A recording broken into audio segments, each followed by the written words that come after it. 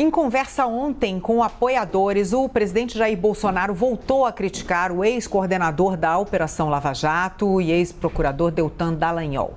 Bolsonaro disse que o ex-procurador teria praticado tráfico de influência e que vai mostrar indícios na live que o presidente faz normalmente nas quintas-feiras à noite.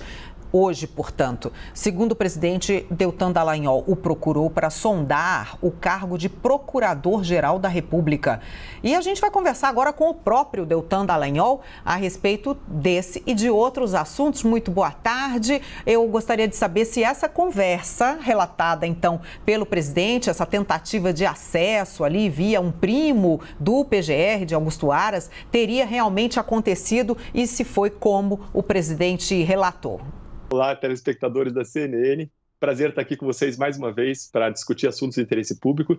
E esses ataques do presidente são absolutamente gratuitos e infundados. Veja que a Lava Jato nunca mudou, eu nunca mudei. Por que agora estão vindo esses ataques? É uma questão que a gente tem que colocar no ar e entender o que está acontecendo, entender o contexto em que isso está acontecendo.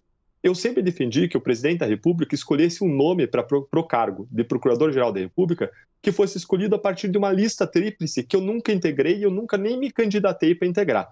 O presidente da República já havia dito no domingo que eu teria procurado ele para buscar essa indicação, mas eu publiquei vídeos dele mesmo de 2019 que desmentem o que ele falou. Naquela época, vários apoiadores da Lava Jato queriam que ele me escolhesse e perguntaram para ele, naqueles encontros que eles têm em ambientes públicos, perguntaram, olha, no meio do Deltan, e ele falava, olha, o Deltan nunca me procurou, se ele quiser, diga para ele me procurar. Eu nunca procurei porque eu sempre tive esse entendimento de que o procurador-geral tem que sair da lista tríplice. Então, nunca houve esse pedido, nunca houve essa tentativa de acesso para buscar uma indicação do meu nome.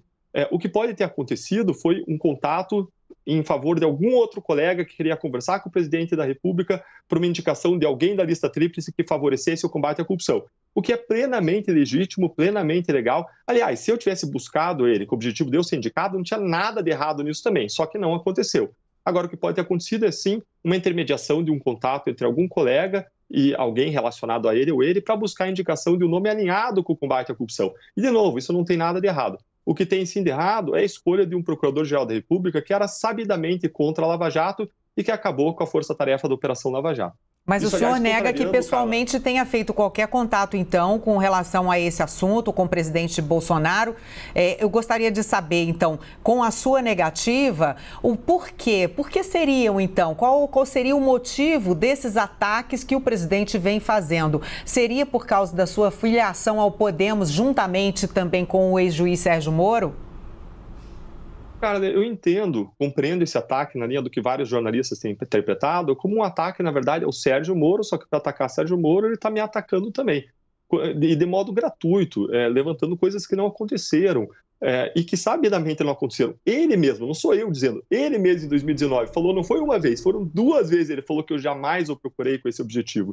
E não faria nem sentido, porque eu defendia a escolha de um nome da lista tríplice.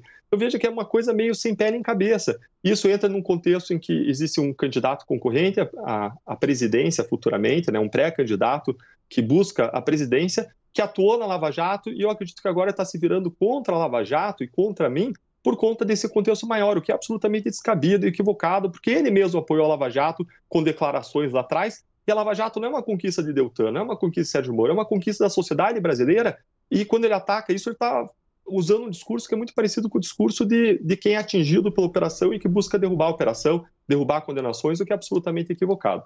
O senhor acha, então, que os ataques ao senhor diretamente seriam um meio de atingir um pré-candidato, que seria, então, o ex-juiz Sérgio Moro? Cara, não faz nem sentido ele estar atacando alguém que é um pré-candidato a deputado federal. Veja, qual que é a minha relevância no cenário político maior nacional? É praticamente nenhuma. Eu sou um pré-candidato que busca construir um movimento para que a gente possa ir várias pessoas ao Congresso Nacional de diferentes partidos para lutar pela causa pela qual eu sempre lutei. Agora, não tem relevância nenhuma ele criticar especificamente a mim, a não ser que ele seja com isso, tentando desprestigiar a Lava Jato, desprestigiar um dos possíveis candidatos, que é o Sérgio Moro, a uma potencial candidatura à presidência da República. É nesse contexto que eu entendo, agora eu acredito que é um equívoco, é uma absoluta infelicidade. Porque ele mesmo, ao longo de todo o tempo, se ele quiser ser coerente com a história, ele tem que defender a Lava Jato e essa importante conquista da sociedade brasileira. Eu gostaria de chamar então Gustavo Uribe, que tem uma pergunta também para fazer. Oi, Uribe, pode fazer. Boa tarde, procurador. Boa tarde a todos. Na fala, o presidente Jair Bolsonaro acusou o senhor de ter passado a um colega o telefone do pastor da primeira-dama Michele Bolsonaro. O senhor chegou a passar esse telefonema e, se passou, qual era a intenção? Veja só o tipo da acusação, Gustavo. Ele está acusando de eu simplesmente ter passado o número de telefone do pastor da Michele Bolsonaro, que eu conheço, o pastor é uma pessoa correta, para um colega, para que esse colega entrasse em contato. Não tem absolutamente nada de errado nisso. Se isso aconteceu, isso é absolutamente irrelevante. Dentro do contexto, o procurador Vladimir Aras, ele também buscava indicação de pessoas dentro da lista tríplice. Assim, são fatos que aconteceram há anos. Eu lembro de ter tido contatos a esse respeito, de ter passado o contato para alguém. Agora, se isso aconteceu, de novo, é absolutamente irrelevante, é absolutamente correto e mais. É bom que a gente busque a indicação de autoridades da mais alta função que sejam comprometidos com o combate à corrupção e não com o desmonte do combate à corrupção. Uribe, quer acrescentar? Eu gostaria de fazer uma segunda pergunta. No bojo do senhor se descreve como um homem, agora político, né, filiado a Podemos, cristão evangélico. Tem havido uma tentativa agora de Sérgio Moro de se aproximar dos evangélicos justamente porque uma parte deles costuma ser fiel ao presidente Jair Bolsonaro. Como tem sido essa tentativa? O senhor acredita que é possível, sim, que Sérgio Moro tenha um apoio grande desta religião, de pastores evangélicos no país? Gustavo, eu sempre fui, todo mundo sabe que eu sempre fui cristão evangélico, sempre me declarei assim. Eu cresci num lar batista cristão, cresci em igrejas, fui líder de célula, fui líder de grupos de casais. Eu sempre defendi, sempre tive uma cultura de defesa de valores da família, de valores da liberdade de expressão, de valores do cuidado com o ser humano, a dignidade da pessoa humana, cuidados com os mais vulneráveis. Aliás, o que sempre me motivou a lutar contra a corrupção não foi colocar pessoas na cadeia, embora isso seja justo, mas foi sim servir as pessoas e amar o próximo. E é essa razão que me fez, aliás, dar o passo para sair do Ministério Público e para a arena política para seguir lutando pela essa causa. Porque essa decisão não faria nenhum sentido se eu estivesse pensando no meu próprio umbigo, porque lá eu teria uma aposentadoria, estabilidade, teria um salário melhor, mais liberdade de tempo e por aí vai. E é natural que ao longo dessa jornada eu tenha tido, e assim como eu vou ter, vários contatos com pessoas desse mundo cristão para buscar montar um movimento para que a gente possa ir ao Congresso Nacional com muitos deputados e senadores, assim como eu vou contatar pessoas de outras áreas da sociedade civil, de diferentes áreas, Rotaries clubes, associações comerciais, porque a gente precisa, se a gente quer mudar o Brasil, a gente precisa ir ao Congresso Nacional não com um deputado, não com 2 deputados, mas com várias pessoas de diferentes partidos, com 200 pessoas que tenham 3 compromissos básicos: combate à corrupção, preparação política e apoio à democracia. Então, eu acho, e quando eu olho para o cenário, eu vejo o Sérgio Moro como um líder equilibrado, preparado moralmente, preparado intelectualmente, capacitado para levar à frente o projeto de país que ele quer levar, que é o projeto de um país mais justo. E eu acho natural que pessoas que buscam valores como aqueles que Sérgio Moro defende, que são também valores conservadores, e que buscam valores como combate à corrupção, integridade na gestão da coisa pública, um equilíbrio emocional na gestão da coisa pública e na liderança de um país, acho natural que as pessoas se alinhem. Mas, de novo, eu não defendo pessoas, não defendo A, B, não ataco pessoas. O meu propósito é sempre lutar por causas. E é por uma causa maior que eu estou lutando, o combate à corrupção, um país melhor para nós e para os nossos filhos. Doutor Deltan, gostaria até de perguntar novamente, voltar naquele assunto que, afinal, é até o mote, né, para o senhor ter, agora está concedendo essa entrevista para nós. O presidente Bolsonaro diz que hoje, então, ele vai fazer na live, vai falar sobre esse possível contato. Então, quando eu perguntei ao senhor, o senhor fez ou não fez esse contato, o senhor passou ou não passou esse telefone? O Uribe acabou de perguntar também novamente se o senhor passou esse telefone do pastor da primeira-dama da Michele Bolsonaro, e o senhor respondeu da mesma forma assim como quando o senhor responde sobre aqueles vazamentos que acabaram sendo conhecidos como vaza-jato. O senhor diz assim, olha, esses termos, essas frases que foram ditas, não posso comprovar que sejam verdade, já que o senhor duvida da autenticidade, por exemplo, das mensagens da vaza-jato, mas o senhor diz assim, e se foi, não teria problema nenhum. Como o senhor acabou de responder, por exemplo, para o Uribe, e se eu tiver passado esse telefone, não teria problema problema nenhum. Então, eu acredito que hoje a gente vai ouvir, por exemplo, o presidente Bolsonaro voltando a esse assunto e o senhor agora tem a oportunidade de dizer, sim, eu passei esse telefone, sim, eu entrei em contato, ou não, eu não passei esse telefone, não passei esse contato. Da mesma forma que se as mensagens, por exemplo, que vazaram na Vaza Jato são suas ou não são suas, também o senhor se diz que não são suas, o senhor não precisa nem dizer que elas são corretas ou são erradas, pois se não são suas. Então é isso que a gente gostaria de ouvir do senhor aqui. Cara, acho muito justa a sua pergunta. Essa Vaza Jato, o que ela envolveu? Ela envolveu hackers que criminosamente obtiveram centenas e milhares de mensagens e que foram divulgadas de modo deturpado, sempre com deturpações para atacar a operação, para tentar anular condenações, mas coisas que nunca se confirmaram. Veja que 2 anos depois, nenhuma investigação, nenhuma condenação foi derrubada com base nessas mensagens da suposta Vaza Jato. Porque bastaria ir lá, olhar os processos e os procedimentos para verificar, porque tudo que a gente faz é documentado, e verificar que nada de ilegal aconteceu. Então, lá nessas mensagens obtidas por hackers, vai ter coisas que aconteceram e vão ter coisas que vão ser divulgadas de modo deturpado ou editado, ou que podem mesmo ser criadas a partir dessa fonte criminosa. Então, se tem vai ter coisas lá, alguma coisa que é verdade, senão eu já não teria sido hackeado. Agora, quando você me pergunta, com base nessas supostas mensagens, aconteceu ou não aconteceu, eu posso só responder pela minha memória, não com base nessas mensagens em que eu não confio. Eu lembro de ter tido contato com o pastor da Michelle Bolsonaro, o pastor da primeira-dama, algumas vezes. Eu fui lá à igreja, entreguei uma mensagem, falei para os fiéis, para as pessoas, para os meus irmãos em Cristo, eu falei sobre uma mensagem de combate à corrupção, uma mensagem de construção de um país mais justo, sempre de modo apartidário, muito claro, na intenção de construir cidadania, e por isso eu tive uma relação com ele. É possível sim que eu tenha passado. Eu acho até que eu tenha passado o contato, mas eu passei não um telefone, aqui o telefone para você falar, não. Um colega deve ter entrado em contato comigo, é possível que isso tenha acontecido, é até provável, eu tenho alguma memória disso, embora não uma memória muito clara disso.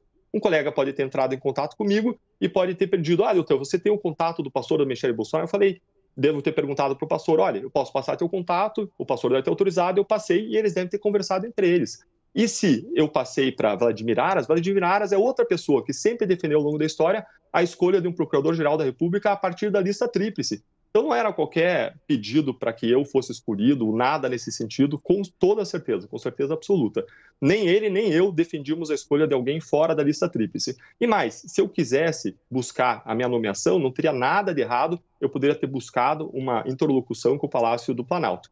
E é importante esclarecer que 2 vezes ao longo da história, interlocutores dos presidentes da República nos buscaram para intermediar um possível contato, uma possível reunião.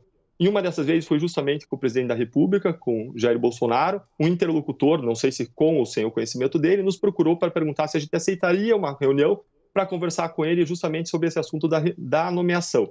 E eu consultei os colegas da Procuradoria, 15 a 20 procuradores, a gente sempre tomava decisões de modo consensual, e eles entenderam que não seria adequada uma visita ao presidente Jair Bolsonaro, porque daria margem para interpretações equivocadas, ainda que infundadas, sobre o nosso trabalho, que sempre foi técnico, imparcial e apartidário.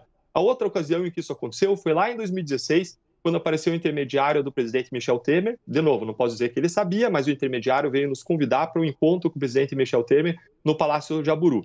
Naquela época ainda não tinham vindo à tona aqueles grandes escândalos envolvendo o Temer, e adivinha quem que era o intermediário? Justamente Rodrigo Rocha Louros. Ele nos procurou num evento público, a gente estava recebendo uma premiação, o Prêmio República, procurou por meio de pessoas da Associação Nacional da Procuradoria da República, e foi nos procurar, a gente não aceitou o encontro em ambiente fechado, ficou em ambiente aberto, ele nos procurou, tinha até imprensa ao redor, e ele nos fez essa possibilidade, nos ofertou a possibilidade de encontrar o presidente naquela ocasião, e nós também recusamos, pela mesma razão, porque nós entendemos que o encontro nessas circunstâncias, em pessoas que estavam lidando com investigações daquela monta, seriam inapropriados.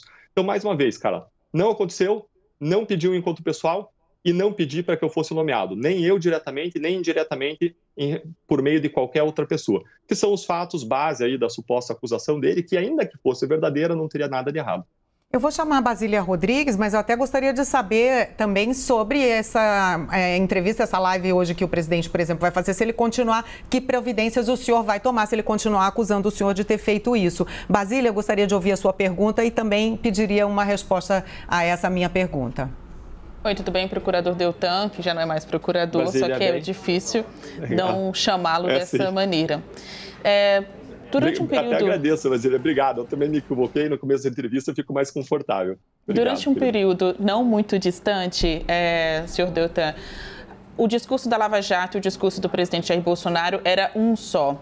Então, sendo bem direta, o senhor acha que ele se aproveitou do lavajatismo para se eleger presidente da República? E o senhor votou em Bolsonaro em 2018? Basília, eu posso responder pelo meu discurso, não pelo discurso dos outros. Veja que muitas vezes, muitos políticos fazem discursos contra a corrupção, mas fazem da boca para fora. Eu estava assistindo um tempo atrás uma entrevista de Sérgio Cabral, em que ele falava contra a corrupção, criticava a corrupção, isso antes de ele ser preso e de vir à tona que ele tinha 100 milhões de dólares em contas no exterior. A gente precisa de pessoas que, mais do que sejam comprometidas com palavras com o combate à corrupção, que sejam comprometidas com atos, que vetem as leis que destroem o combate à corrupção, pessoas que invistam em criar uma cultura de intolerância em relação à corrupção, que defendam os projetos do fim do foro privilegiado, da prisão em segunda instância e por aí vai. Então, o que nós queremos, e não só em relação ao Jair Bolsonaro, em relação a todo mundo, é que as pessoas estejam comprometidas com o combate à corrupção, mais do que com palavras, também com votos, com atitudes e com suas ações. Quando se me pergunta em relação ao voto, nós nunca abrimos nossos votos enquanto procuradores da Lava Jato, porque lá a gente tinha pessoas de diferentes visões de mundo, com diferentes origens, e isso simplesmente era absolutamente irrelevante para o trabalho que a gente fazia, que sempre foi um trabalho técnico, imparcial e apartidário. E é irrelevante para a causa que eu defendo. Eu defendo a causa anticorrupção, independentemente de partidos, independentemente de pessoas que estão lá, eu sempre vou defender essa causa. Então, a meu ver, o voto sendo secreto é algo que, em princípio, não é o caso de revelar, ainda mais em relação a quando eu estava na Força Tarefa da Lava Jato, e eu sempre vou revelar o meu compromisso com causas, e o meu estímulo é que é para as pessoas olharem muito mais para as causas do que para figuras específicas. E aí você busca figuras que estejam mais alinhadas com as causas que você acredita. Mas agora o senhor não é mais procuradora, então agora o senhor poderia revelar, inclusive porque agora o senhor está prestes a entrar para a política, poderia abrir, inclusive, um pouco de suas posições políticas, né, para o seu possível futuro eleitor. Concordo, cara. Eu tenho que abrir minhas posições políticas em relação a todos os assuntos e eu estou à disposição para vocês perguntarem sobre minhas posições políticas. Mas o voto é secreto, ainda mais quando eu estava na posição de procurador. O que eu posso dizer para vocês é que tinha pessoas da Força Tarefa da Lava Jato que votaram em A, pessoas que votaram em B e pessoas que votaram nulo. Mas, de novo, isso é absolutamente irrelevante para o trabalho que nós desempenhávamos. Absolutamente irrelevante. O nosso trabalho era técnico, imparcial e apartidário. Eu posso também falar sobre os atuais candidatos, virtudes e defeitos que eu vejo em relação a eles e em relação às minhas posições. Por exemplo, eu posso falar a minha posição de defesa da família, da liberdade, da vida, a minha posição anti-aborto, eu posso falar sobre meus valores, minha visão de mundo, sobre a minha posição em relação à posse de arma de fogo, porte de arma de fogo. Eu posso falar sobre aquilo que vocês quiserem, eu estou à disposição para prestar esclarecimentos em relação a isso. Não, doutor, o senhor vai ter até oportunidade, quando o senhor se candidatar, para falar muito para o seu eleitor. Eu só gostaria que, rapidamente, eu já estou aqui tomando bronca, porque o nosso tempo já terminou. Só o senhor dissesse que, se o presidente voltar à carga, então, hoje na live, se o senhor vai tomar alguma providência jurídica. A questão é qual providência jurídica, porque ele não está me acusando de nenhum crime, na verdade. Ele está falando de uma coisa que, se eu fiz, não tem nada de errado. Então, simplesmente não tem providência, a não ser você dizer a verdade, colocar a verdade, mostrar como eu mostrei vídeos dele de 2019 que desmentem o que ele falou em 2021 e mostrar que nós sempre fomos consistentes naquilo que nós defendemos, nas causas, nos valores, nos princípios, e eu vou seguir sendo o mesmo Deltan, porque não é o Deltan político, é o Deltan procurador, não. É o Deltan discípulo de Jesus, cristão, que busca servir as pessoas, amar o próximo e que uma hora executa uma função de procurador e busca fazer isso com excelência, se prepara, passa em boas posições nos concursos, sempre estudou e se preparou e agora na política quer construir um movimento para que vão vários candidatos de diferentes partidos que tenham compromisso com 3 causas: combate à corrupção, preparação política, que é importantíssimo da gente cobrar dos candidatos, e apoio à democracia. São pilares fundamentais que a gente deve esperar de qualquer candidato. Muito obrigado. Eu agradeço, então, aqui, doutor Deltan Dallagnol, ex-procurador da República, ex-coordenador da Lava Jato, pela sua entrevista aqui conosco no Visão CNN. Obrigada. Carla, eu que agradeço a você, ao Visão CNN, Basília, Gustavo. Um prazer estar com vocês, assim como a relevante audiência de vocês, para sempre estar discutindo temas relevantes para o nosso país. Mais uma vez, obrigado e sucesso em tudo que vocês fizerem. Obrigada, boa tarde.